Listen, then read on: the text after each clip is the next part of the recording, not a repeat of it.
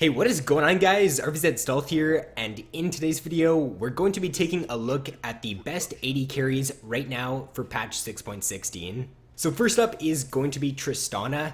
Right now, the meta for bot lane is pretty early game focused. The first blood tower now is really important, and it's really easy to get down in the bot lane because the bot lane towers no longer have fortification, so they're a lot easier to take now, and therefore playing these strong early game tower pushing AD carries is going to get you a really good advantage in lane and get a nice snowball going if you can do well in the laning phase. Tristana is really good if you can pair her up with an all-in support, so someone like a Leona or a Nautilus is really strong this patch, so I'd definitely recommend going for an all-in when you are playing with Tristana, because if you can just get some tower damage down, take the enemy's tower, and get that first blood tower, then you're going to be very far ahead of the enemy AD carry.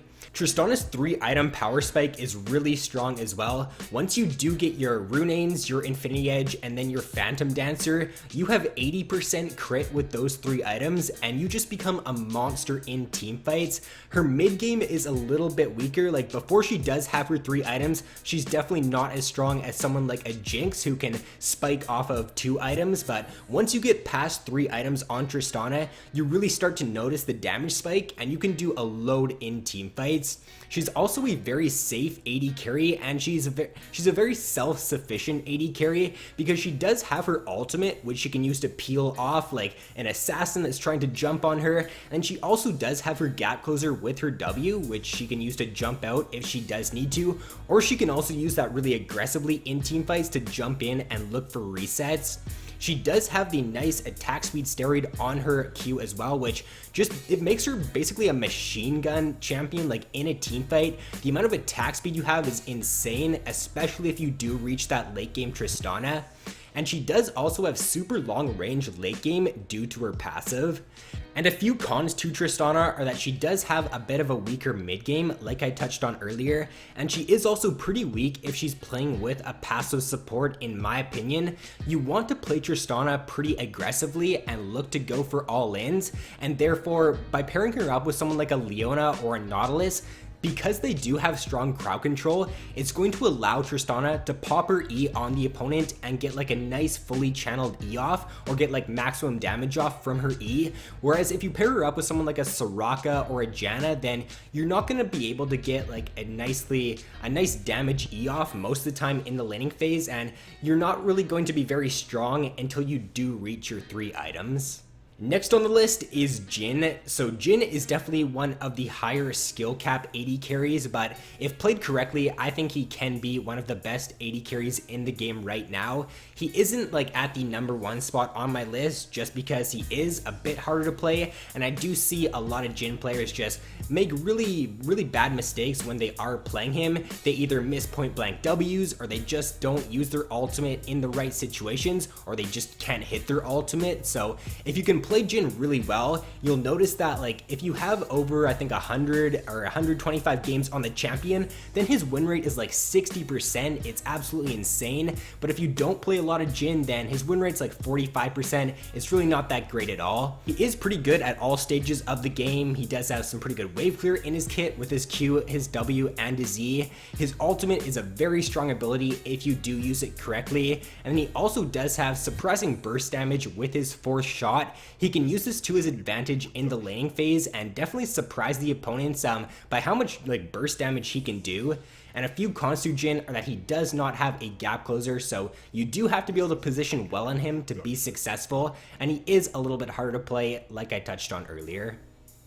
Next up is Sivir. So Sivir is one of the best, if not the best, AD carries in the game at pushing the wave into the enemy's tower. Pretty much no other AD carry in the game can counter push and can end up pushing Sivir into her tower.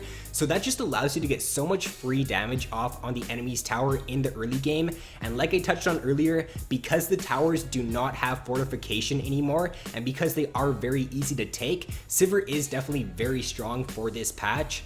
she is a pretty good laning champion. She really doesn't have any hard matchups or any matchups that you really want to avoid when playing Sivir. She's a great pick if the enemy team does lock someone like a Blitzcrank or a Thresh or Morgana, because she does have her spell shield, which she can use to her advantage in the laning phase and just easily farm up without really having to worry about getting hooked or getting engaged on.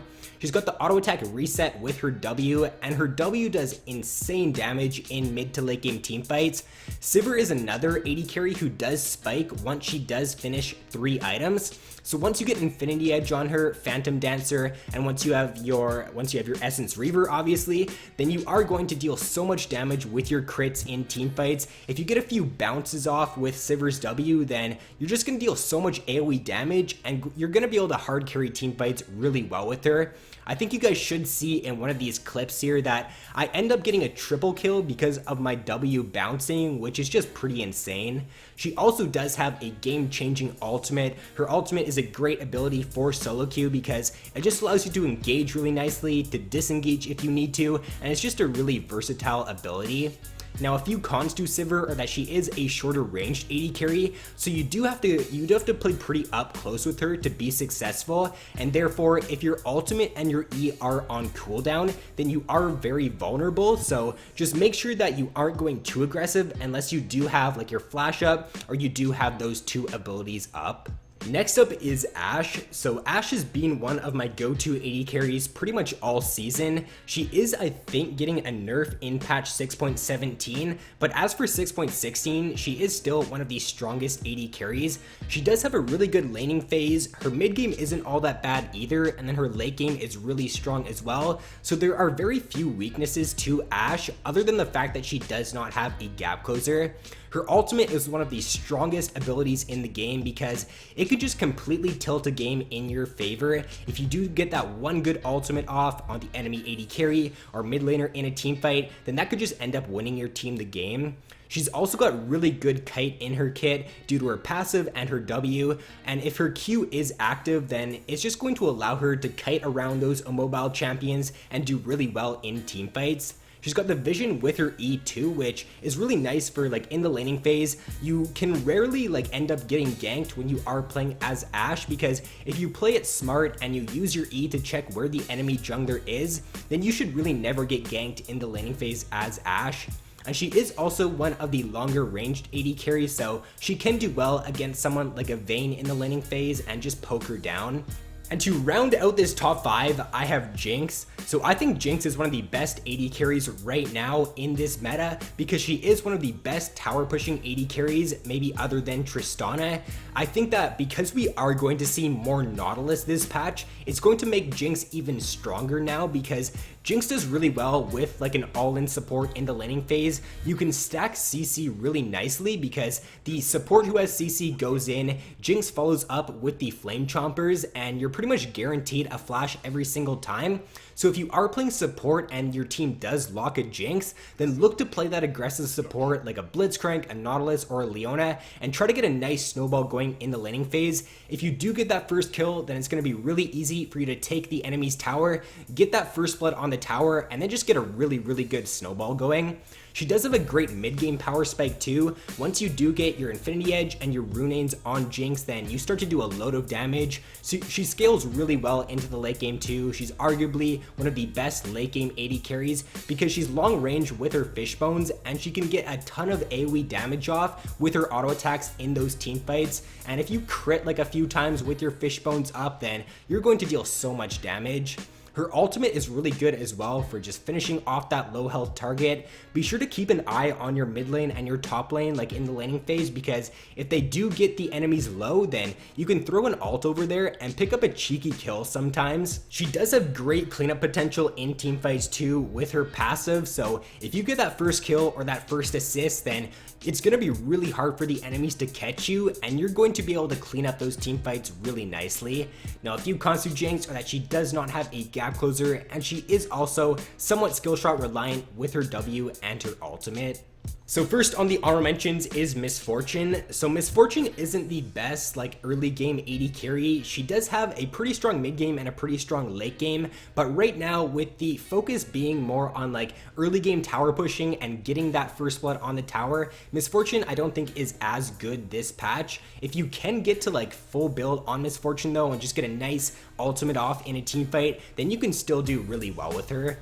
Next up is Twitch. So Twitch is probably one of the best, if not the best, late game AD carries, just due to the fact that he can get so much AoE damage off and stay at a very long range when his ultimate is active. He does have a weaker lane phase though, which is why he is usually not on my top 5s. He also does not have a gap closer, so he does have some he does have a few glowing weaknesses, but if you can survive the laning phase, you can get a few items, and you can position well on him, then he can deal so much damage in team fights.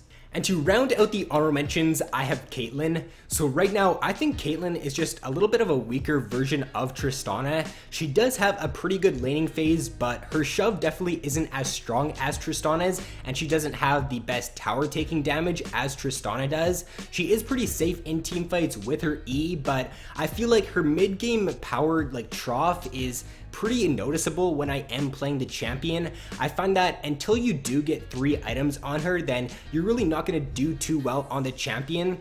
And if you are playing with a more passive support, then it is going to take you a while to get to your 3 items. Whereas I find that if I'm playing with an aggressive support and I'm playing Tristana, for example, I feel like I can definitely have like really good kill pressure in the laning phase and go for that all in. But when I'm playing Caitlyn, even if I do have an aggressive support, I find it hard to get that first blood or to get that kill in the laning phase. Maybe it's just me, but I really don't favor Caitlyn too much. However, I know other people definitely do perform really well on her, and she can be a really good champion, which is why she is still on the honorable mentions. So that is going to be all for this video, guys. If you did enjoy, then please be sure to leave a like, subscribe if you guys have not already. So thanks for watching, have an awesome day, guys, and I will see you in my next video.